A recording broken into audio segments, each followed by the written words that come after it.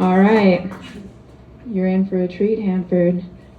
Our next poet is Loretta.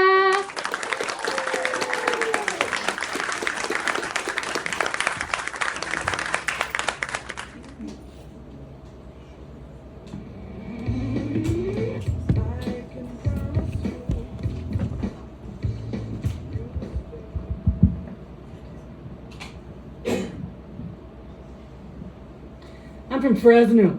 Drove all the way here. Oh my God. With my daughter. Thank you. Alex. I saw that. Had to come check it out. We got 3 poems for you. Y'all know what shrekking is? You know what shrekking is. Shrekking is where you date someone way below you. You date an ogre. Because there are advantages. So this first one is entitled The Shrekany. She be shrekking again. Charity dating cause they appreciate so much more. She know the score. How to get more. Get more got nothing on her. Capture, torture, rupture, release, repeat. Theirs is a guaranteed defeat, and she knows what velocity of blows to take them away. Get them to stay. Till she say no more. Be gone. I am deaf to your theme song. I am done with thee, my playful toy, and I monkey bar on to the next joy. She ain't no filler flower bitch. Always a bench, always a bench, always a bench. She be telling her grown-ass daughters they gotta keep a bench of menches. If you no got a bench, use the bench. Did I mention the intent? It is meant to disarm, harm the ego, bruise the heart, from the start, make you doubt what you feel is real, kept man off balance. No chance of escaping the gaslit fuse, the chelating love bomb compound, cause you gonna lose, cause you already a loser. She's the boss to your loss of self, fool. You're just a tool to put money on her books. Why would she, so far above me, be with me? Exactamundo, Quasimodo. Exactamundo. Feel the unbreakable, greedy need to rack the numbers of hats, noches, sin amor, hands on other people's stuff. Been there, done them, stole the never to be worn t-shirt, stuffed into a corner till they need a hag rag. A Blanche Dubois rap, always relying on the blindness of strangers. Is that who you want? Someone only as faithful as their options? Someone to define you? Unclaimed baggage, auctioned off? Fine with being captive? I guess it's better than a blank emergency contact. What a pair, you two there. At least you got someone to care.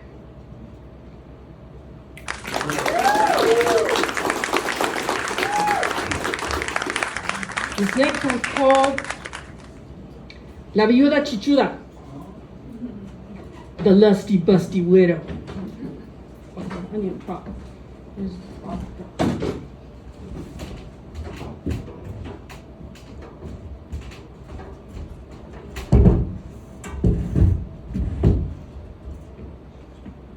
Sits on the brim of a martini cloud. Drone eyes surveil the hotel skybar. Stirs her wide yawning glass from another era with an unringed finger. 2 olives, 2 onions, dry. Seeking sound other than self, and the toothpicks clink. The olives stare back, suffering from a headache. Last contestant was a lab-grown radical who brought her guardrail memorial flowers. Blocked him before she hit the parking lot. She desired a Belle Epoque Hemingway of life, major arcana headline saying Gertrude likes dying things. Paris is my hometown. Instead, the refrigerator hummed, the bagged onions fumed, and drinks at 5. Now a good cook, unaproned, with no customers. Cremated remains of the day, vacant bar stool, screams longing, no cheapskates need apply, must have good provider vibes. Too tight, leopard print jumpsuit bunches around escaping side boobs. She adjusts and lifts straps as if to see better. Next bar stool squeaks with anticipation.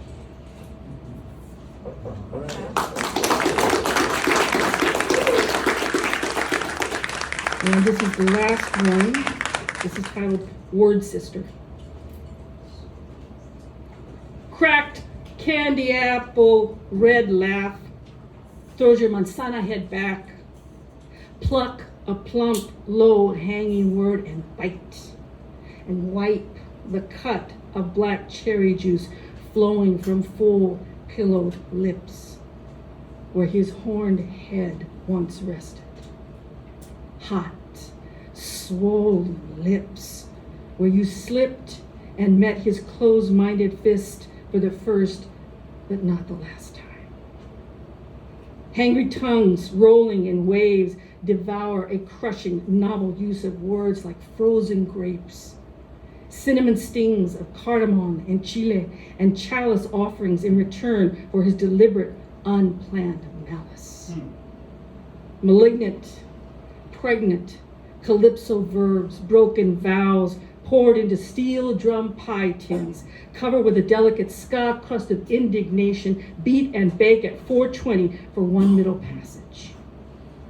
Dos Fridas, Castellan, lace weeping dresses, sit Shiva at my Sephardic table. I pour my head back in fetid, unripe tequila prayer, and unaware Llorona, my good wig falls off my hand-painted skull, revealing the shattered carousel of my frontal lobe.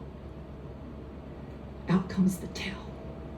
The tattered, tattooed yell tears open my lifeline and reveals my jagged backbone, rising volcanic from purple majesties, my back a world map of continental bruises.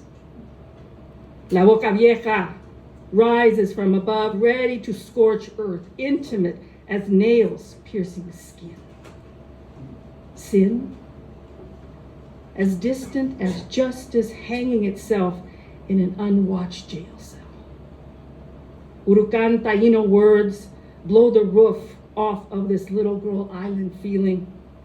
I reach up with naked stigmata palms, speaking red, weeping truth, handcuffed in jaded prayer beads, waiting curbside at the next rosary station with dangerously unchecked bags. I fall again, hobbled in las piedras de Guadalupe, born again virgin, giving glorious thanks for the brilliance in shooting down the stars I once thought his halo. So expert, my mother wouldn't even notice. Not that she ever did. I give thanks to all my word sisters for listening, for sitting courtside, for countering all the hashtag #MeToo misters who still wonder why they lost sight, lost touch. With bended knee, I give thanks to all my word sisters with their blinked back tears, for speaking through, forsaking good girl world, for being more than, because every time you went out there and drew back the arrow, you took back another little bit of soul. Thank you.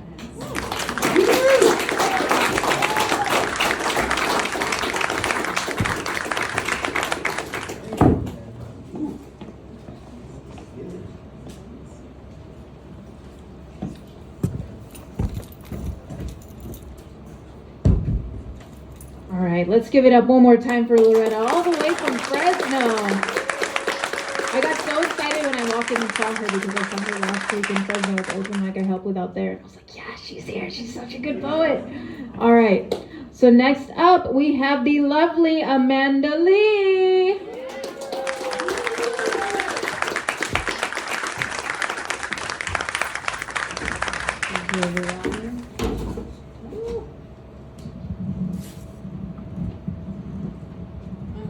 Okay, that was harder than I thought it would be.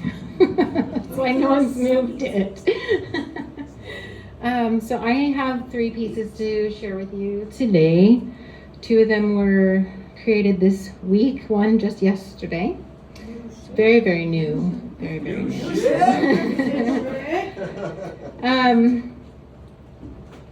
I got this button from my therapy appointment, which was yesterday. Last month was Mental Health Awareness Month. And I wrote this in the waiting room. It's called Pull My Teeth. 2 Amandas in the waiting room. I wish it was me being called to pull teeth. Better than the therapy I'm about to receive. Heaving my problems around again still. Steel like a trap, this container of my skull is unbreachable. Impenetrable, and boy would I like to penetrate it. Dismantle all these thoughts from the inside. Tear them apart before they tear me apart. Rip them out before they rip me apart. Extraction of impaction. Did you call the right Amanda? Shouldn't have to be that she can get her teeth pulled out and I am left infected and dejected to continue on this path, more sore every time. Why can't you just remove it? Take it out, this pain, this failure of thinking. I cannot stand it much longer, facade of coping when I'm really aching. Pull these thoughts out of me, throw them away in the biohazard bin because they're hazardous to my life. Thank you.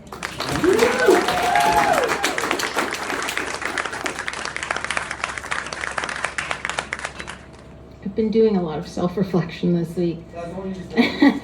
That's the one I wrote yesterday. This piece was on the 2nd, so also earlier this week, and I typed it out because my notes in there are really hard to read. It's called Unclean Vessel. And I wish I would have brought the mug that I wrote in this poem. Dirty mug. I wash you, but the stains I cannot reach. Deep into micro scratches, they have settled like this mood I cannot shake. Though shaking would probably help. Convulsing, violent against the wind. No injury to me or others. Shake against these thoughts that cause my mind to glitch, my skin to itch. This body, so uncomfortable, always so uncomfortable.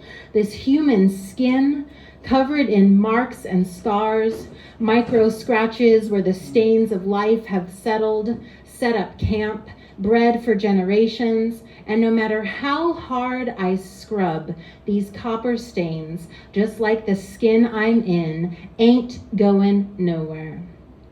This dirty mug I'll have to live with daily, holding inside you all my worried thoughts, like this caffeine, rapid fire coursing through my veins.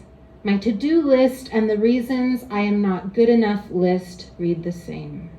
Never finished, always undone, a work in progress. I cannot reach completion, even in death. My soul, boundless and expansive, will at some point shake, violent against unending cosmic winds, craving containment, skin within which to feel the scratches of life become the scars of having loved, seeking a body to settle into and clean. So I'll still wash you every day, dirty mug. Even though your stains remain, you are clean enough for me. Besides, you are my favorite vessel. Thank you. Last one's really short. This is for all the folks who are scared sometimes to speak up. It's called My First Time. When was the first time, I wonder, when my words, translated by another, wound up withholding love, and when first translated by me became my wound, I wonder.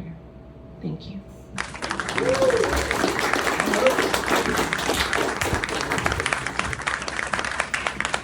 All right, one more time for Amanda. All right, next up we have the very talented artist, poet, and comedian, Francisco.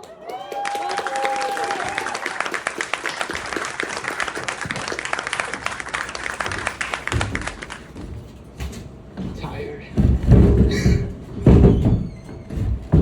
All right, I have 2 poems and a plug. I also want to say after that guy was talking, I became an atheist. I'm just kidding, that's a joke. All right. All right, this one's called Butterflies for all my friends. I sat with an older gentleman. He whispered about his neighbor being a butterfly. He meant it as a slight. A butterfly? Butterflies are caterpillars. Butterflies make themselves cocoons. Butterflies fly when they're ready. He meant to speak ill of someone. Butterflies make the world bright. Butterflies travel thousands of miles to mate and die. Butterflies feed birds. He meant it as an evil. Everyone should love butterflies, even if you are not one. Butterflies, butterflies, butterflies.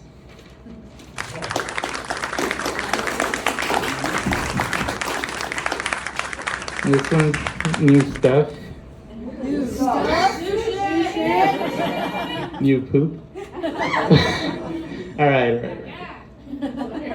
Calm down. Drink more beer, or less, or whatever makes you feel better. A speck of dust. Waking up, I dread the day. I sigh, but I must make a living. I get ready. People, problems, places melt into each other. Do they see me? I feel so close, yet so far from the world. Everything is unreal. I pinch myself. Yes, I'm still here. When I am seen, do I shrivel or do I bloom? Depends on who is looking. Some people make you feel seen and alive. You grow, you reach, you create. Others, not so much. Their eyes are void of life, love, and learning. Be careful of who you lend your spirit to. You are sacred, you are strong, you are loved. Do not lend it to those who see you as a speck of dust.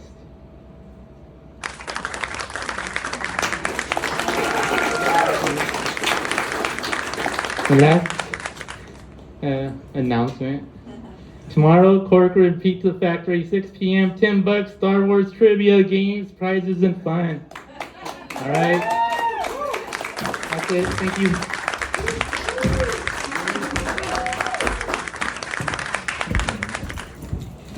All right, one more time for Francisco.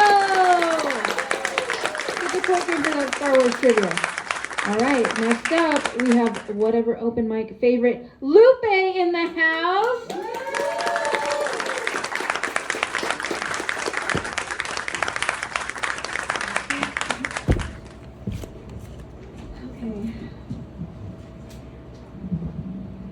Okay, I'm gonna use this.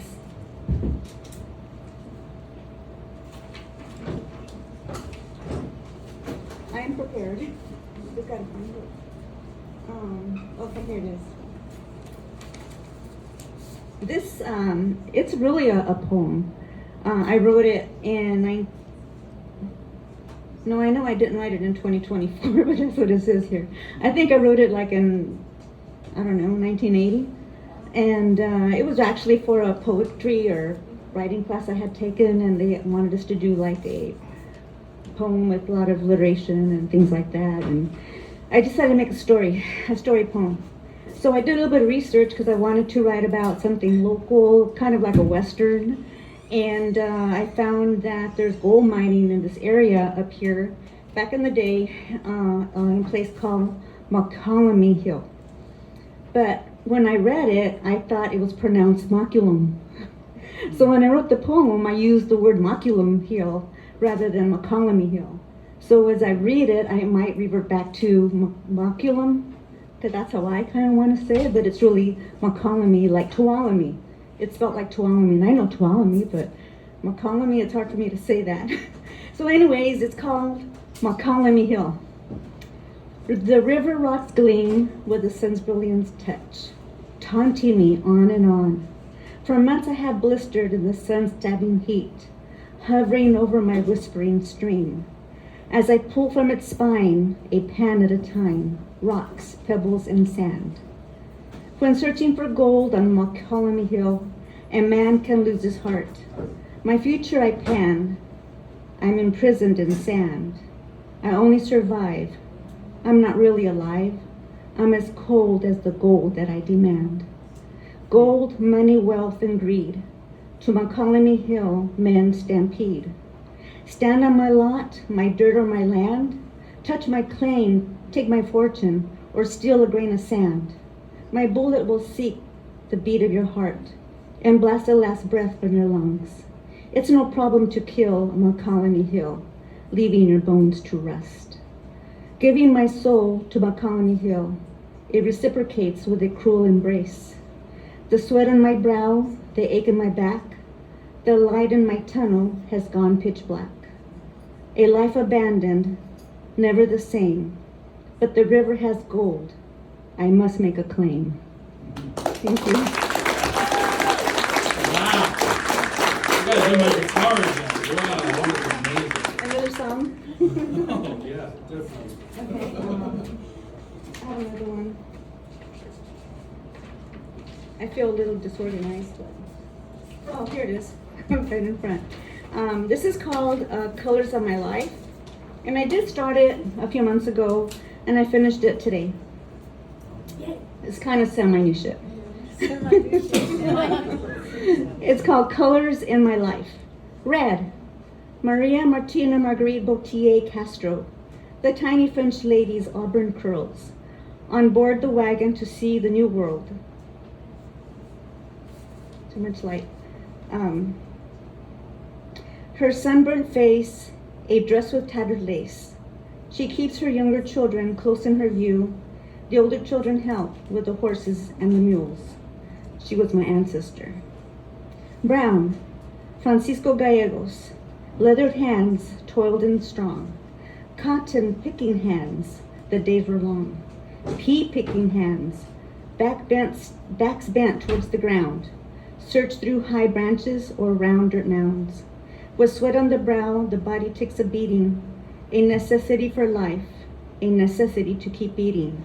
My grandfather, Papa. Yellow, Betty, bright and glowing, an enormous sun awakens. Mom in her apron making tacos with tortillas, eggs, chorizo, and bacon. The morning routine she knew all too well, for the working man's day, their hunger to quell. My mom. Blue, my sister's favorite color, splashes the sky.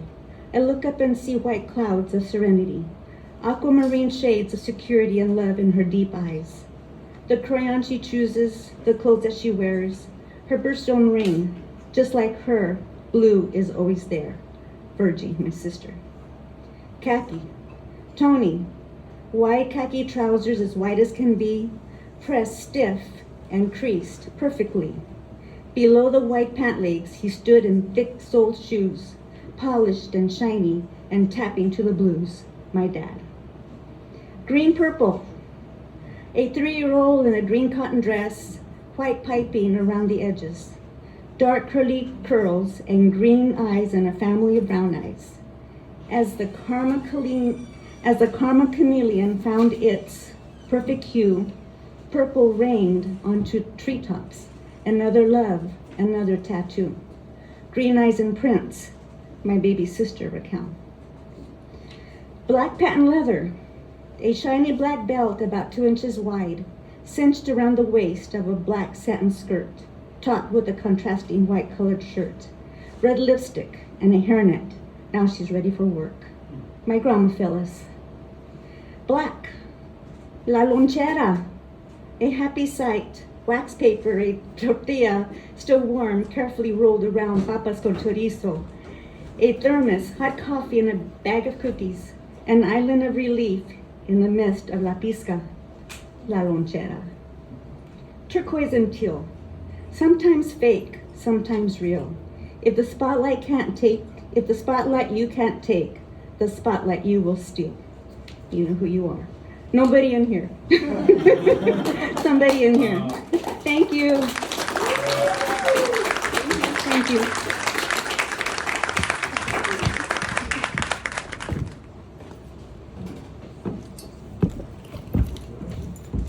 All right, one more time for Lupe. Thank you. All right, so now we're just going to jump right into our storytelling section. So the names I'm going to be calling are storytellers. So you're going to see a few poets again. But right now I'd like to welcome to the stage Alex. All right, come on up here, Alex.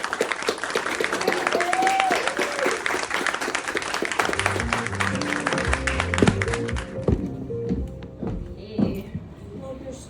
Thank you. Oh my God, I hadn't even said a word yet, and I already got a compliment. Shit, I love this open mic. All right. Hello, Hanford. How are we doing tonight? Good. Can anybody throw some adjectives out as to like how they're feeling tonight? I'll take anything. Spectacular. What do we got in the back? Froggy. Ooh, I didn't see that coming. Okay, happy Pride Month. All right. Okay, what else do we got? Drunk is, I think that is an adjective, yes, okay. All right, we got anything over here? Satisfied. Ooh, I like that. I like that one. All right, any other ones? Spicy. Okay, one more. Peaceful. Oh, so fucking sweet. Good way to end that. Okay, thank you, Hanford. Thank you. All right, let's give a round of applause for all of those beautiful adjectives. Thank you.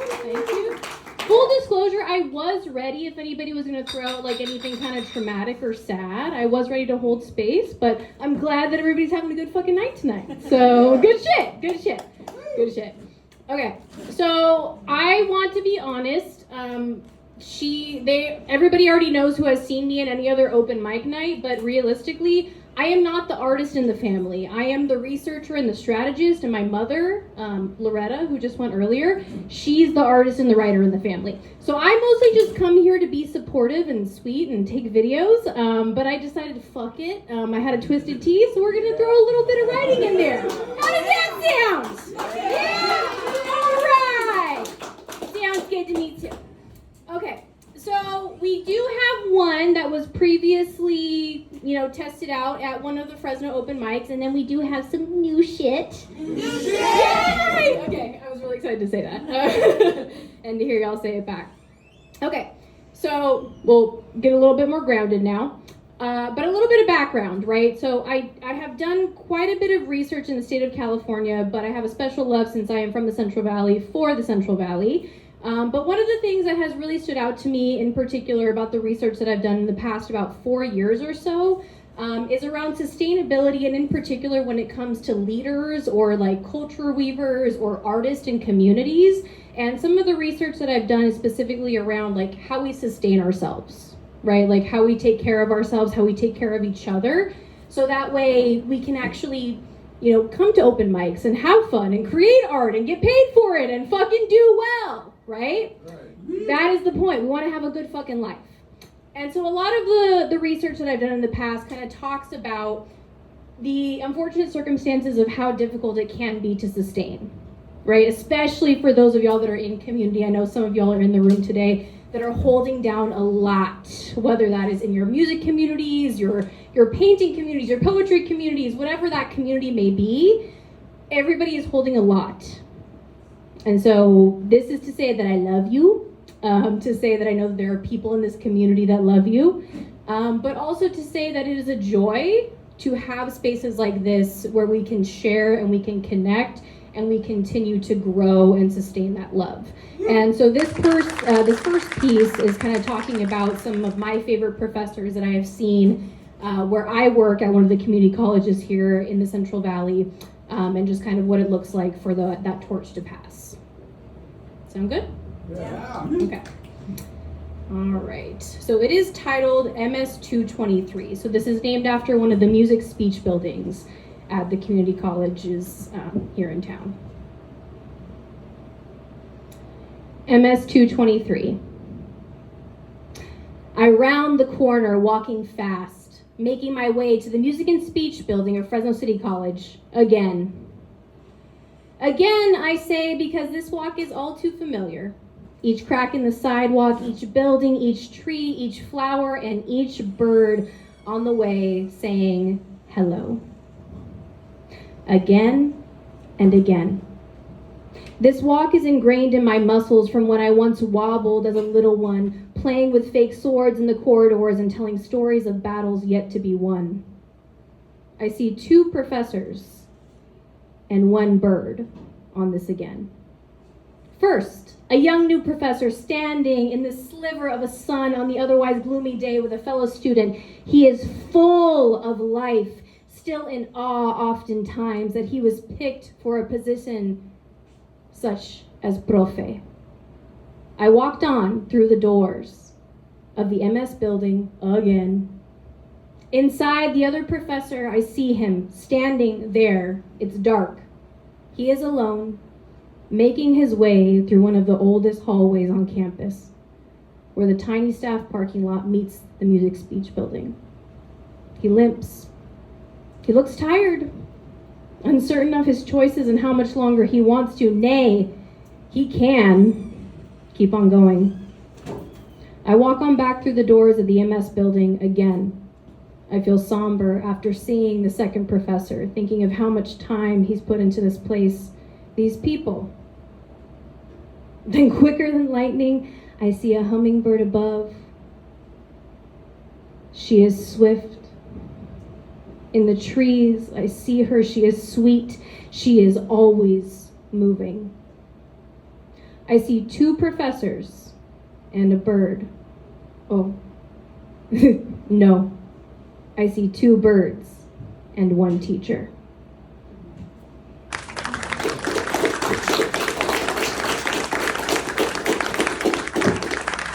That was just a little bit, a taste of what it's like to just walk down the hallway with me, I guess, if you're ever around there. But the second one is a tribute to my mama and to the family, and also to every creative woman, she, they, otherwise trans, since it's fucking Pride Month. So I dedicate this to all of the queer creative cuties, and that includes my adorable mother. This one is titled I Never Knew. I never knew my mother had a voice of an ancient angel, a warrior who's known countless battles and the soundtracks to each and every one of them. I didn't know. She truly never stumbles to describe in the greatest of detail the feelings, the feathers, the sweet tensions within and swirling around as she puts paper to pen, or rather thought to note, in the infamous 3 a.m. club.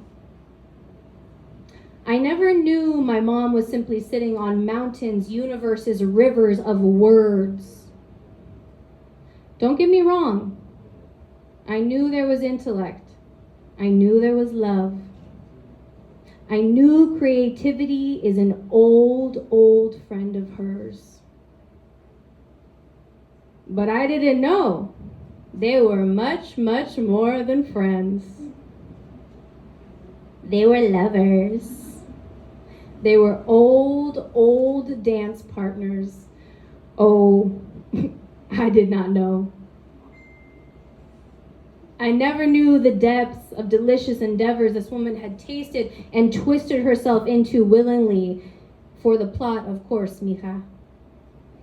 I didn't know she needed to find other ancient voices swelling with cunty and colorful thoughts, language that lifts, language that shifts energy like a seasoned fucking healer, language that lifts you out of the darkest parts of your life. I never knew Mama needed more. Because she's a fucking chingona. She fucking handles it. But I should have known. Because we all need more.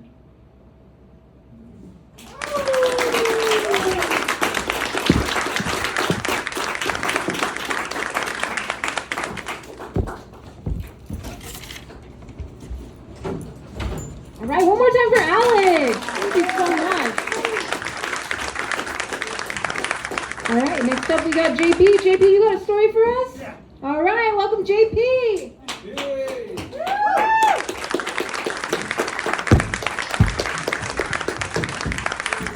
Hey, I travel a lot because I go to San Diego to see my grandkids and my son.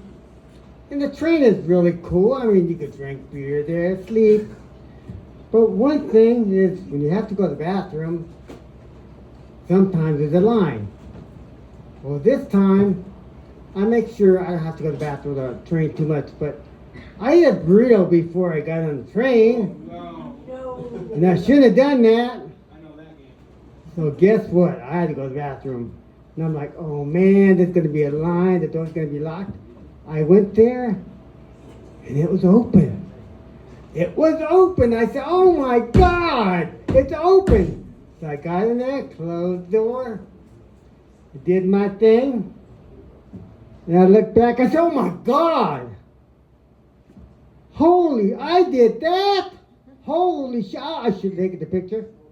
I should have taken the picture and sent it to Guinness World Records. I said, oh my God, small guy like me made that?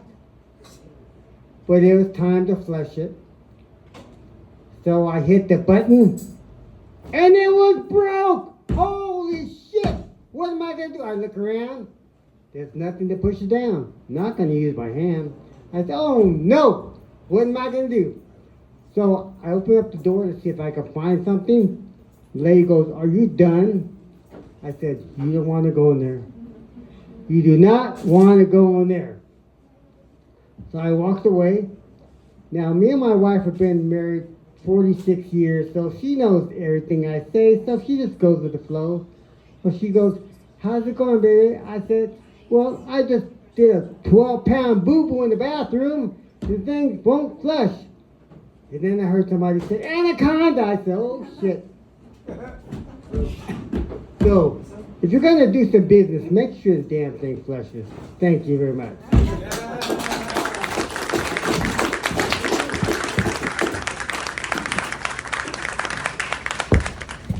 All right, thank you, JP. Next up, Annie, you got a story for us, Annie? All right, welcome to State Planning. Hello? What's happening? That was me.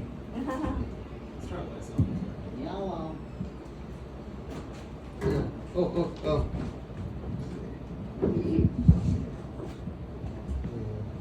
Okay. This is can you hear me? Yeah. Can you hear me now? Yeah. This is let's see. Just give you a little background. I was in the army, stationed in Germany, and I was field artillery, and we'd go out and do training in the forest of Germany.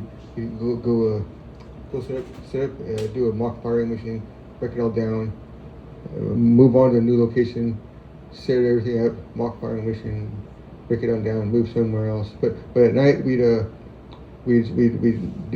do a camp and well, actually the sergeants and the officers would sleep in the tent, but we would pull guard duty as normal people, workers. And but anyway, so we were out there we take turns pulling guard duty, and there's a you watch for incoming,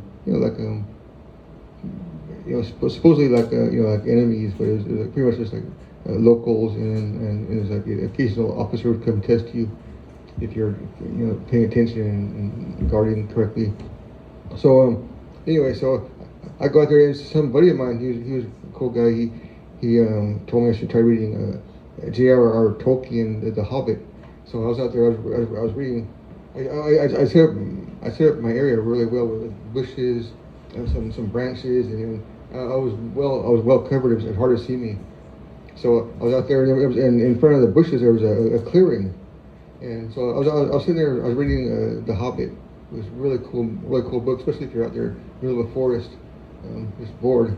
So I was out there reading the book, and I hear a noise, and I look up in the clearing, and there's a couple walking by, and it was the man.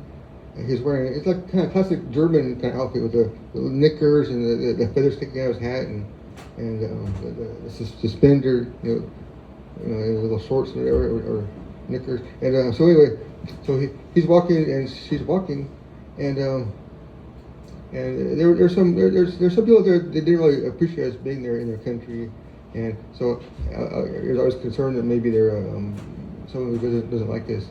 So anyway, so they're walking by, and they're walking and they're kind of talking, and I'm watching them. I'm like, which it's kind of rude because anyway, so but I couldn't help it. They were just walking in front of me. So anyway, so I'm sitting there, and they're walking past me, and they stop, and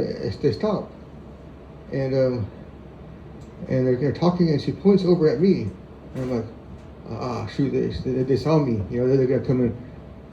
I don't know what they're gonna do. So they're talking, and she's pointing over at me, and he stands there, and she starts walking towards me. I was like, what's gonna happen, So, and he kind of looks away. I'm like, that's kind of weird. And so, okay, believe it or not, she okay, this might sound crazy, but she pulled down her pants, right, and went to the bathroom, and then she got up, walked back to him, and then off they went, and it was just. It's just the craziest thing. You wouldn't expect it to ever happen to anyone, but it happened to me. I was just well camouflaged, and I guess they stopped and talked, and she came in and had to go, and she get up and walked back to him, and then they walked on. And so that was just a crazy experience that happened to me. I want to share it with you guys. So.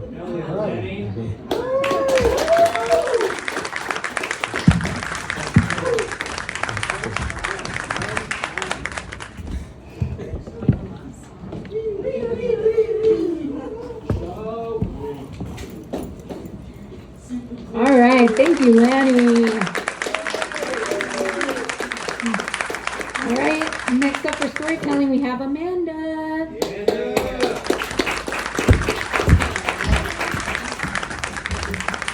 Are we still hanging in there? Crowd kind of thinned out a bit, but that's good for me because I'm going to be sharing something that I haven't really shared with anyone before. New shit? It's new shit. It's new to you. It's not new to me because I have spent a long time working on this. So those of you who don't know, obviously I sing. I can play a shaking egg. That's a good trick. Wait, that was a weird hand motion. I do poetry, but my very first love is writing stories. And in 2024, I finished drafting my first full-length novel. I write for young people, so this is a young adult novel. I hated being a teenager, so I can commiserate a lot with adolescents. And and I'm in the process of revising it. So I wanted to share with you just a little snippet from the first chapter of my novel. It's called Portraits of Your Ghost, and it is about the struggles of being an artist. It's about mental health and also love. I need to draw something on this page today, otherwise my entire life is going to fall apart. Which is why I'm at the park, sketchbook in hand, waiting for a ghost. And before you think I'm losing my mind like the rest of the people in my life, let me explain. It all started when Mr. Blue Sky finally decided to show its face. Now, the weather doesn't normally register to me. I hardly even notice when it rains anymore. My inside and the outside feel exactly the same. But after months of constant drear, or what we Oregonians know as 60% of the year, the sun surprised me with something major this morning. See, I can't help but stop by our spot at the park. It's literally on my way to and from school, and on good days, I can convince myself that spending time there might inspire me to draw again. But deep down, I know nothing productive happens under this oak tree anymore.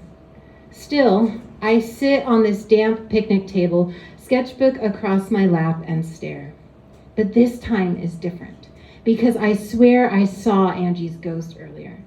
Sure, it may have been a sunbeam, but I am certain that the yellow that peeked out from behind that tree this morning was her yellow jacket, because it was the first time I felt even a sliver of inspiration. And that is why I'm sitting here again after school, waiting for her ghost. It's going to work today. I'm going to do it. The mumbled words slip from under my breath like a spell as I white-knuckle my pencil and hope the pressure of conviction will somehow turn its charcoal into creative gold. Come on, just start. I stare at the blank page. The blank page just stares back. My gaze races back and forth from my lap to the tree, waiting for Angie to appear. Sunlight pours between the leaves above and speckles the grass, and my sketchbook page is the same. My fingers grip the pencil tighter as empty seconds turn to minutes and then become hours. And before I manage to make even a single mark, I hurl my sketchbook onto the ground. Why? Because I am a Class A idiot for coming to this park again. It draws me here like a moth to a flame, and just like a moth, my ass gets burned every single time. I throw my back against the picnic table and stare at the sky through the oak's gnarled branches. My fingertips claw through the tangled curls on my head, and my throat releases a primal scream. If my pathetic life was proof of anything, it's that creativity can die, and inspiration is at best a fleeting delusion. And that is straight facts, because I used to have a go-to, a tried and true engine for my creative process, a sure thing, a guarantee, a muse. But she is dead too. For 8 beautiful months, I watched Angela Simmons dance life into my sketchbook. Portrait after portrait of her filled its pages. But those pages are a graveyard now. A graveyard filled with power I can't access.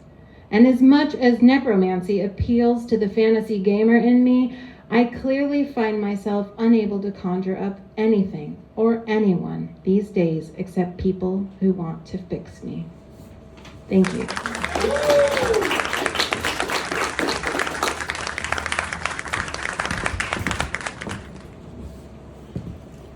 All right, one more time for Amanda. Thank you so much. All right, we have one more storyteller, and then I was just told to let y'all know this is last call for the bar, so get your drinks while you can.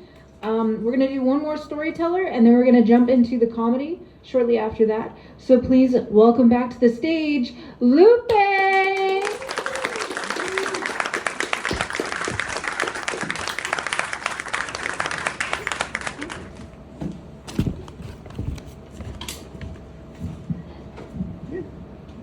All right, this way.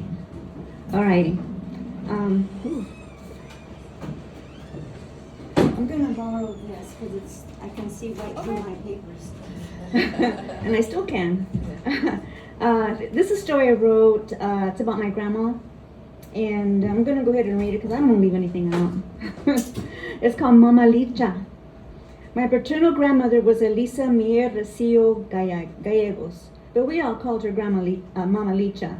She was born in San Pedro de las Colonias, Durango, Mexico on May 29th, 1900. That's where she met my grandfather, Francisco Gallegos. They were married in 1914 in San Pedro. Then a couple of years later, they came to the United States.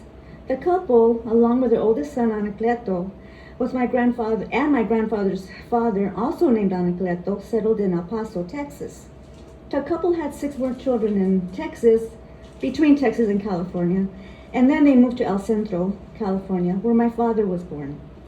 From there, the family migrated to Corcoran and settled in Hanford, purchased property, and built 3 houses on it for his grown children and themselves. My parents lived in the main house when I was born. By the time I was born, Mama Licha had already buried 3 of her children. That created a 15-year gap between my father and his next oldest siblings. Since my father was the youngest and the baby of the siblings, his parents' home was our home. Although I was about 2.5 years old when my grandmother died, I remember her clearly. She was a very heavy-set person, under 5 feet tall. You can tell where I got it from. And close to 300 pounds. I still remember sitting on her short lap as she held me on her one knee. She often wore flowery cotton dresses under a large apron with pockets, and she had long gray hair, which she always braided and pinned it across the top of her head, a style I loved to wear because it was like Mama Licha's. At times, she wore wire-rimmed glasses too. There were 2 instances that are embedded in my memories. First, my first clear memory is our dining routine. I remember that our dining room table was always typically set formally. We each had a placemat, a plate, with our utensils on either side, a glass for water and a glass for milk. My grandfather sat at the head of the table, Mama Licha on his right side of the table, and my place was at the left side of the table facing Mama Licha. Being a little kid, probably a little over 2 years old, I usually finished my meals before the rest of the family, and I'd want to get off the chair. My chair was a very small, handmade bench placed on top of the dining chair, and I can still hear my grandmother's voice say in Spanish, "Te quieres apear?" And neither she or my grandfather had helped me off the chair. As an adult, that phrase kept running through my mind because I didn't know what that word meant, apear. I just knew it. Later, I did some research and I learned that the word means to get off or to alight. Then I realized that I had remembered were Mama Licha's exact words to me. Te quieres apear, because I couldn't have made that up because I didn't know what that word meant. So I really feel good that the words that my grandmother said are words that I remember. Another memory I have of Mama Licha was her funeral in 1955. I have no memory of her death or surrounding events, but I remember walking up the steps surrounded by adults in overcoats. It was a slow procession in the midst of people, walking quietly, as my mother held my hand. Then I was lifted up above her coffin. My grandmother's gray hair in her usual braided style blended with the white pillow that cradled her head. While I hovered over her face, I kissed her forehead. I remember Mama Licha as if she had been in my life for many years, not just 2.5 years. I keep my memories of her appearance, of her voice, and of her words close to my heart. Thank you.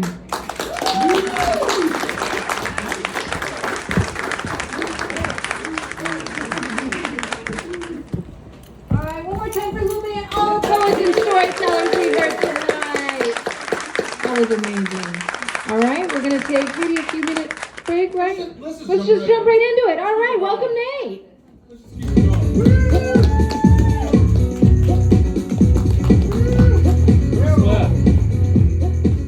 Happy Pride, everybody. Happy Pride. So So sexy it hurts, and I am too sexy for Milan, too sexy for Milan, New York and Japan.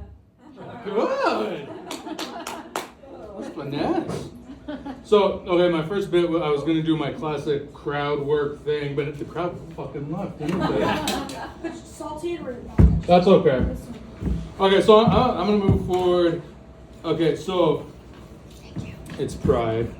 It's Pride, everybody. I got a flag here. There we go. I was gonna do my bit where I go around singing, but there's no crowd to do crowd work. I can't make straights feel uncomfortable if they all leave. Whatever. Okay, so I like to imagine how Pride really started. I know it was activism and history and everything, but I like to think it was just like one person staring in front of their closet going, I'm not going to wear beige anymore. And then their friend was like, okay, what are you going to wear? And I don't know, my feelings? And that's how these things always start. It's always a bold gay person and their friend going, I'll try anything once. Okay. But the music wasn't that good at the first Pride. It was just someone like on a tambourine going hard, right? Just outside like that. But you know, we got organized. Things escalated. A straight person came in, and they're like, "Oh, they organized. We should give them some rights." And then it just keeps escalating from there. You get 30 gays together. You know, people start bringing art and color, and then glitter. Glitter's everywhere. We don't know who brought the glitter. It's everywhere now. It's in your car. It's never gonna leave. You're stuck with it. Exactly. And then we got floats, and then someone's like, "Hey, we're gonna put abs on the floats now." It's great. It worked out for everybody. Let's see here. But yeah, and that's been our secret gay agenda for straight people. To be fabulous and just slightly confusing. That's where we like it. That's the sweet spot. And that's really every Pride now. So I moved to the country. I cannot get mad at conservative women for voting away their rights, their reproductive rights, because if I was married to like a 6'4" farmer named Colt who can lift a tractor tire and quote scripture, I'd vote against my interests too. That's just it's like, what, my rights? He just carried a refrigerator. Screw that. Okay, yeah, that one landed. Have you seen those apps though? That's what I'm saying. These farmers are ridiculous. Okay, so but yeah, Hanford's macho culture is like so extreme, it wraps all the way around and comes back to like accidentally homoerotic. Right? But yeah, the gay scene in this town is like a secret society. People don't come out here, they sublease the closet, they don't come out of the closet. The whole economy is based on agriculture and plausible deniability. That's how down low this town is. The main export is milk and excuses. That's how down low this town is. Let's see here. Okay, so Hanford is so down low. How down low is it? How down low is it? How down low is it? The only thing people deny more than election results are their Grindr profiles. Okay, Hanford is so down low. How down low is it? The most common relationship status is don't tell anybody. You don't ask, you can't tell. Hanford is so down low. How down low is it? GPS directions say you didn't get this address from me. Hanford is so down low. How down low is it? A guy saw me at the Walmart and he looked like Kash Patel in front of Congress. That was timely, right? Okay. Hanford is so down low. How down low is it? This is gonna sting. The only thing deeper than the groundwater crisis is the denial.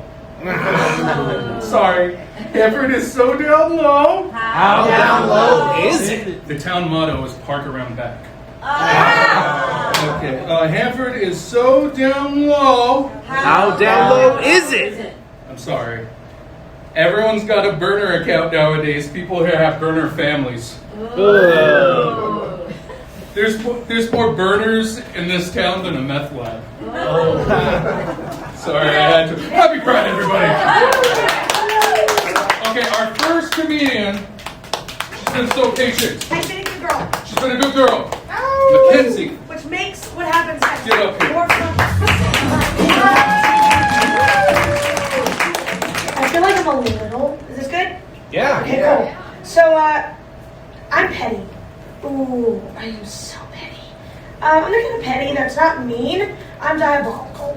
So, we're gonna call this "It's Diabolical." Okay. Let me spit. What my favorite icebreaker is you break into someone's house. You're not allowed to take anything of value. It is only things you can inconvenience.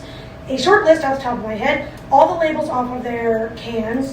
All but one each of AAA and AA batteries. Every light bulb except the one that flickers.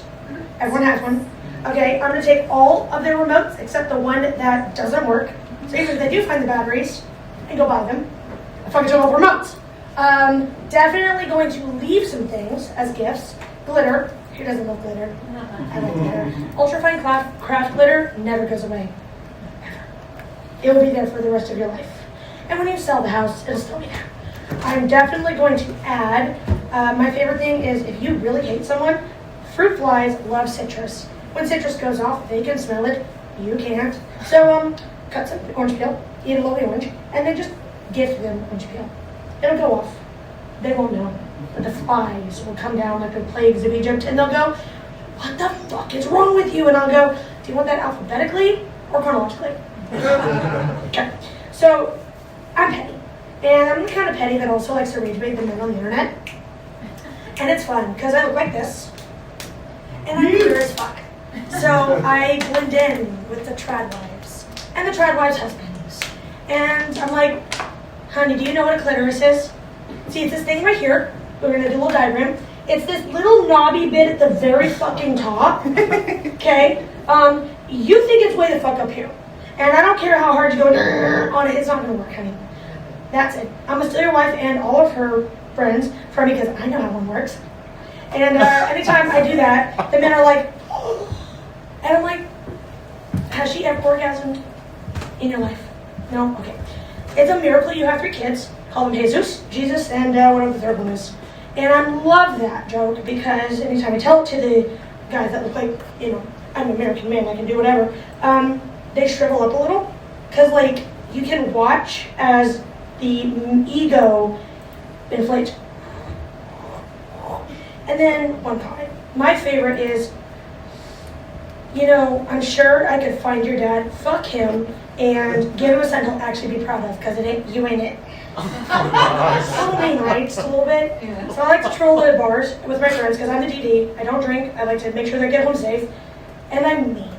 I'm the kind of mean, though, that's not going to hit you. I'm going to hit you where you think you couldn't be hurt. So, crowd work, who wants to be my victim? My volunteer. You! Okay. Francisco. I'm sorry in advance. Don't take it personal. It's diabolical, not personal. If I were to be like, I don't like what you're doing, you're being creepy, my favorite would be for generally just someone with glasses. Hi, I think you need your prescription checked because I'm a 20, you're not even passing a 1. It's diabolical, right? We're not trying to hurt people's bodies. Their feelings will last forever. My goal in my life is to live rent-free in y'all's heads. Okay? And that doesn't mean I'm mean to you. You could just walk down the street and go, "What the fuck, man?" I have a pet pigeon. I don't know if anyone was here at Thursday Night Market yesterday. Right when you there? Cool. I have a pigeon. I saw you. Yes, it's me. My partner said that lady had a pigeon in her hand. She did. His name was Pidgeotto. We saw you crossing the street. That's so awesome. He is, yes. So that is what I mean when I say I will live rent-free in your head. I will either do the most maliciously compliant bullshit at work or have some, you look at that and you go, "What the fuck?" Because life's short and honestly, it's more fun that way. Woo! Yeah!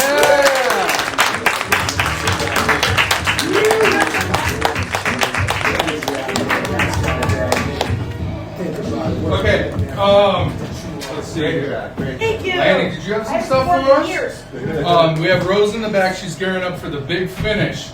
Well, I'll give you a couple of minutes right here. Come on up. Lenny! You can get her off stage in a fake beat in Spanish.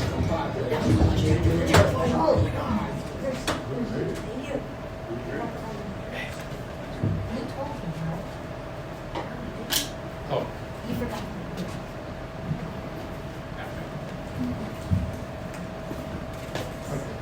All right, Lenny!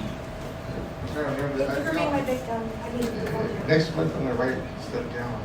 Yeah. I got here like, wasn't that thing? Thanks for the reminder, yes. Okay, there's this guy, he walks in the bar. He's got a pickaxe, he's got a shovel. It's all, boots are all dusty. He even had like a bird in a cage. He sits there on the bar. And well, he's wearing one of the party hats with the headlight on it. With the headlight on it. So he walks in there and he says, "Oh, can I come up here, please?" And the bartender said, "I'm sorry, we don't serve minors here."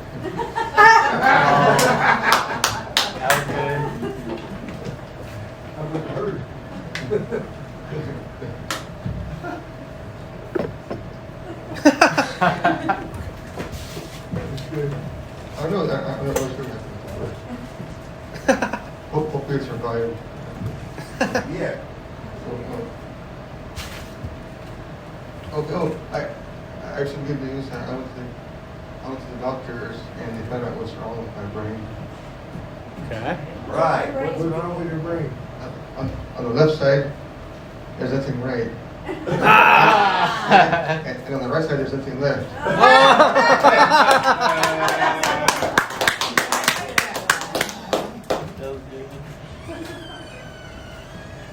Oh, and prices, you guys know how things are getting really expensive these days, right? Yes. So back when I was a kid, I could walk to the store with a quarter in my pocket, and I could go home with a Coke and a candy bar. These days, there's just too many cameras everywhere.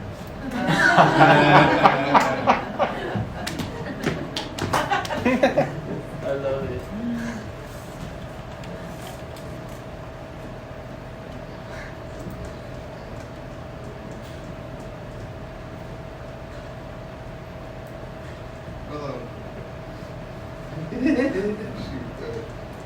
Well, so it's been real nice talking with you guys here. Oh yeah, Lenny! Okay. He's the best. Some people are just like naturally charismatic, and it's all anyway. You just pay attention. Okay, so Rome is next. My apologies, Rose, but Rome is next. I literally didn't see him because he's dressed all in black in front of a black curtain. Yeah. I thought he left. Okay, I'm sorry. He is literally the ninja of comedy. Come on up, Rome.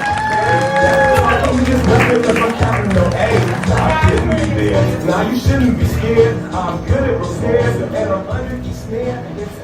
Yeah, so you're probably wondering why I got a mask. I'm a public figure out there, so I don't want no one to see my face. But all the white people left already, so like there's only one guy to rob right now, so I'm thinking about him. But no, I kind of noticed in the room, like I know white people are a little sad. I noticed there's like a sadness going on. And I'm sorry for your loss. I know your boy Kyle Bush just died recently, so I'm sorry, man, about your loss. I noticed the gentleman here, he was really sad, man. I could feel his pain, man, So, sometimes when I come up here, I like to share about my personal life, and I like to get intimate with the crowd, and also I kind of do therapy on the side. That's my job. I do therapy. That's why I cover my face, you know. So I don't lose my license. No, I'm serious. I don't want to lose my license. That's why I cover my face. You know, I do this for fun. It's a hobby. I don't get paid, but I'm just, you know, I cover my face, right? Hey, what's your name right here, man? Me? I'm Nate. Nate, what was your goal in the beginning of the year, man? I had a lot of goals. What was one of them?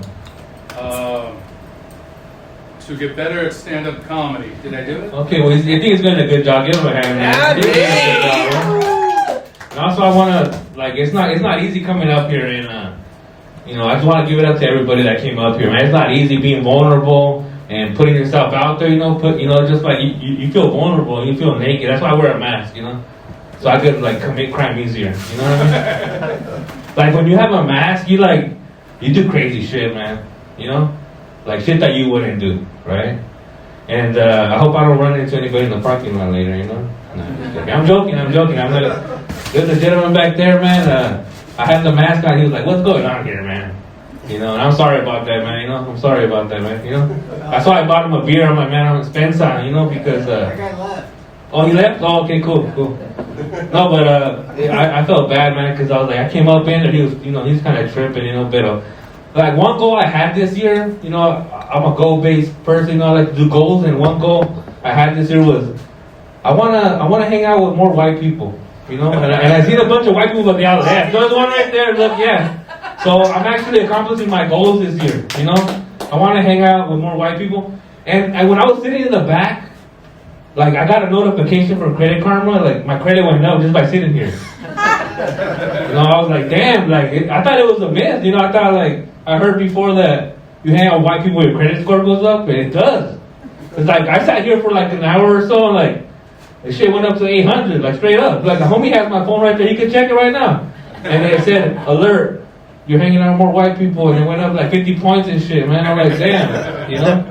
But no, I really want to, you know, step it up. I want to hang around with other people. I'm tired of Mexicans, man. Oh, you know, no, you know, he's different, man. This guy right here, man. He likes Star Wars, you know. So you know, he's a different type of Mexican, you know. I've never seen Star Wars before. I've never seen it. It's just I don't get it, man. You know what I'm saying? I don't get it, but you know, that's my goal, and I'm kind of accomplishing. I'm going out to like Italian restaurants, you know, and when you wear a suit, man, you go to a store, you can rob the shit, man. Like, this is allegedly, okay? Don't think this is a joke, okay? But no, I'm serious. Like, you wear a suit, you go to the fucking store, to the Gucci store, you be taking purses and shit.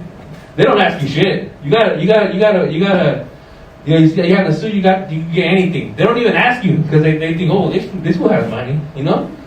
I haven't tried that, but I'm just saying. You know, buy yourself a suit, go to the Prada store, act like you own the place. You know, like when I walk up somewhere, they just start opening doors and shit everywhere. You know, they think I'm like the warden or something, right?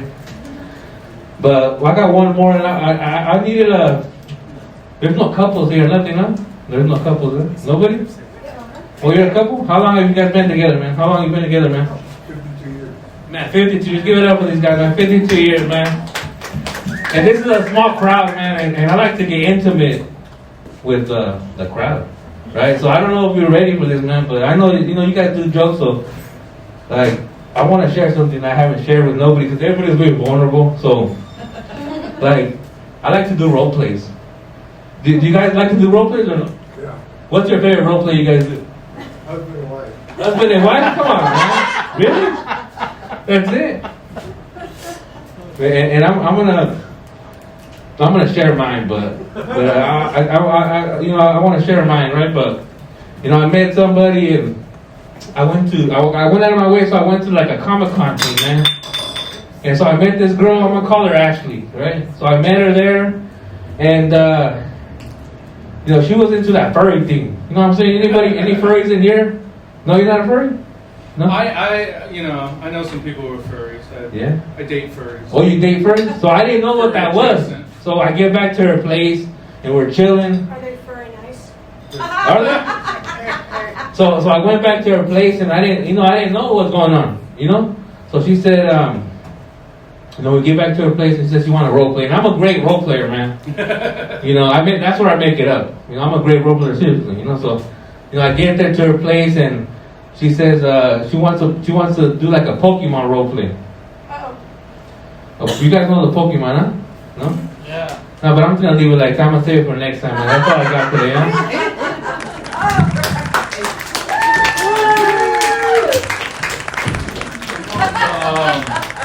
Okay, we got one more performer.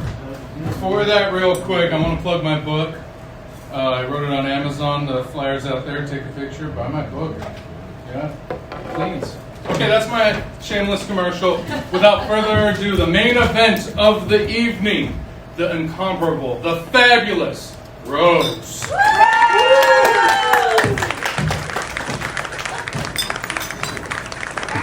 Thank you very much. So thankful that you're all here this evening.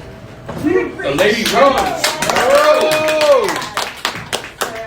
Thank you so much. Is that there for anybody who wants it? Got a roll play? So anyway, let's see. I guess I can put that there. I have a preparing card thing for us. It's crazy. It's been in the works for a while. You usually see me up here singing. So I'm going to be singing and dancing and all that kind of stuff. And I'm here to assist you for any assistance. Everyone has to get up tonight. I'm going to join in. Plenty of assistance, yes, indeed. So, what I have, I was doing this show and I learned these 7 Broadway tunes, and one of them from Mary Poppins, a favorite from when I was growing up, I Love to Laugh. Perfect, right? I love to laugh. And so, I'll just start singing, no further ado. So, ha, ho, ha, he. Maybe you wonder what happened to me. I love to laugh, ha, ha, ha, ha, loud and long and clear. I love to laugh, ho, ho, ho, ho. It's getting worse every year. The more I laugh, ha, ha, ha, ha, I'm filled with glee. And the more the glee, the more I'm a me.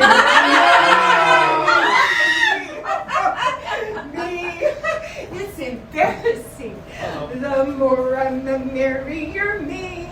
Some people laugh through their noses, sounding something like this. Some people laugh through their teeth, goodness sakes, hissing and fizzing like snakes.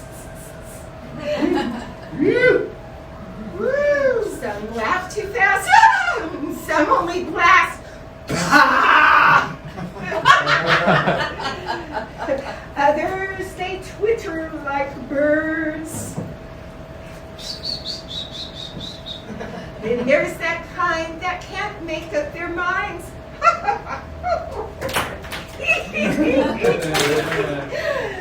When things strike me as funny, I can't hide it inside and I squeak. Others do. I've got to let go with a ho, ho, ho, ho, and a ha, ha, ha, ha, ha, ha, too. I love to laugh, ha, ha, ha, ha, loud and long and clear. I love to laugh, ho, ho, ho, ho. It's getting worse every year. The more I laugh, ha, ha, ha, ha, the more I feel with glee. And the more the glee, the more I'm the merrier me. I need that now. I'm the merrier me.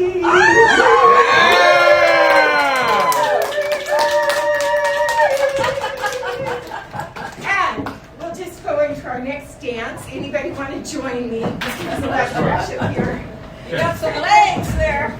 Let's do the time warp dance. Time warp dance. Let's do the time warp again. It's just a step to the left, and then a step to the right. You pull your knees. Oh, put your hands on your hips, and put your knees in tight. And do the pelvic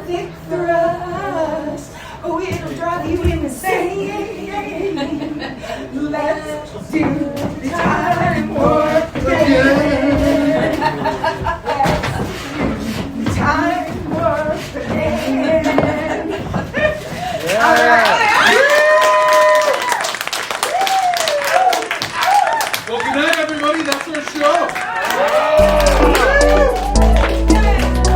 That was fabulous. You should play the YouTube top song for her. She got legs and she knows how to do shit.